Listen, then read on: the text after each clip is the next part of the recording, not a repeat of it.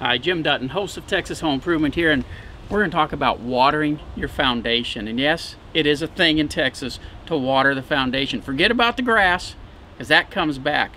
Foundation problems, though, they don't go away by themselves, so you need to stop it before it gets started. And what causes most foundation problems? The soils, when they dry out, they shrink. When they get wet, they'll expand again, but not as much as they were the time before. So a period of years of going through those cycles, you get foundation settlement. Most homeowners notice the problem when a house is about 18 years old, but there's a lot of things you can do to avoid foundation problems. The biggest one, water the foundation. Now we're going to go through the steps of hooking up a do-it-yourself foundation watering system. Real quick, it's simple and it doesn't cost you an arm and a leg. I can tell you, if you wanted to have a professionally installed drip irrigation system around a foundation, you're looking at somewhere between $3,000 and $4,000. This simple do-it-yourself system we're going to talk about will run you about $250. So there's a huge difference, and all it requires on your part is a little elbow grease. So let's get started. First thing, we've got our hose bib here. On this hose bib, you'll see a backflow preventer. That's pretty much mandatory in most places, and what that does is it keeps the water from siphoning back up into the potable water supply. Critical if you're in an area especially that floods. Even though we're using soaker hoses, which won't siphon, if the whole thing is underwater, guess what? It will siphon at that point.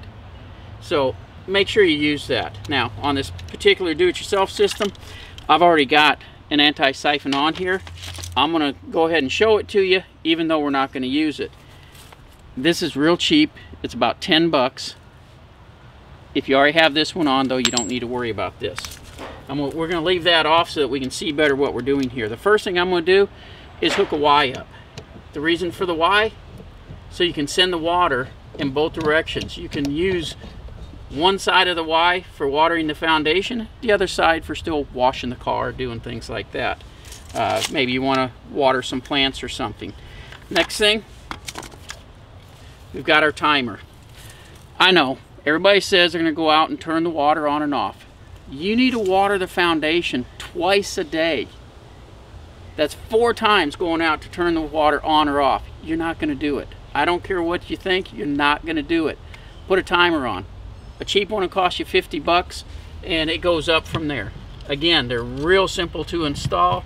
It just screws on just like the water hose does. And I'm going to get up here where we can attach this properly.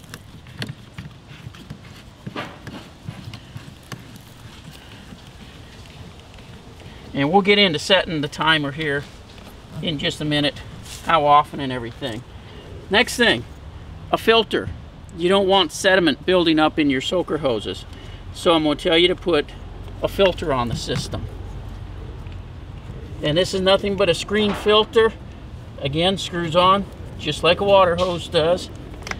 But it'll siphon out, filter out all the debris. Now this is the trick here. This is a pressure regulator. City pressure comes in between 50 and 80 psi. You want to drop that city pressure down to about 10 to 15, 20 psi max. The reason for that, these soaker hoses, you get a lot of water at the beginning of the hose, hardly anything at the end. And yes, they come with this little blue plug and that's supposed to regulate it. It don't do diddly. Take that thing out, throw it away, and use this instead. By using this, you'll get an even water dispersal all the way around. Okay, now we're going to put our pressure regulator on. Then, okay, we're going to attach another Y, and the reason for this other Y, you're going to find a faucet that's somewhat in the middle of the house, and you're going to send soaker hoses in both directions around the home. That way you don't have to tie up more than one faucet, and you don't have to buy more than one setup. So we got our Y on here. We're ready to send water around both directions. And basically, we take our soaker hose, we tie it on, we send it and put it in both directions. Now, you can start this system on the ground surface. Now what I recommend though is you bury it anywhere from 2 to 8 inches But whether it's on the surface or buried, keep it 12 to 18 inches away from the foundation. If you got bushes and stuff, it's flexible. Just go around the bushes. It'll keep your bushes and flowers and stuff watered as well. In most municipalities, this is exempt from water rationing. So if we're on water rationing and you want to continue to water your foundation and your flowers at the same time, this is your solution for that as well. Again, when you get energetic, get your shovel, dig a little trench around the foundation. Again, 2 to 8 inches deep, 12 to 18 inches away. Bury the soaker hose. You lose about 20% of the water to evaporation when it's sitting on the surface, so it'll save water by burying it. Not to mention, if you got grass and stuff, you're not mowing over it. So it's good to keep it buried. Now, where you're installing your watering system, you're going to send the soaker hose around in both directions like we already talked about. The thing is, when you come to a patio, a wood deck, the driveway, go around those like they're part of the structure, because that is going to act as a natural moisture barrier. It keeps the sun from beating on the soil and taking moisture out. So by going around them, the moisture will migrate to the middle just like you need it. This also helps with the center of the house. And in a lot of cases, if your house is only down like a ½ inch or 3/4 of an inch, this is all you need to correct the problem, whether it's exterior or interior. Now, if you're dealing with an interior problem and you're going to try to fix it by watering, you can figure it's going to take you about 2 years of watering to raise that middle. If you're dealing with the exterior, you usually can see signs of it changing within 6 months. Now, as far as how often do you run it, I tell people set it up to start with twice a day, 15 minutes each time.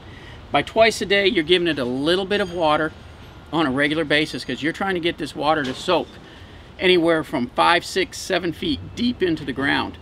So it takes a little moisture on a regular basis, and through capillary action through the soils, the water will migrate down. To check it, you take a large screwdriver, stick it in the ground. If the soil comes out moist, you're perfect. Leave it at that. If the soil is hard and dry and you see it pulling away from the foundation, turn it up. Go to 20 or 25 minutes.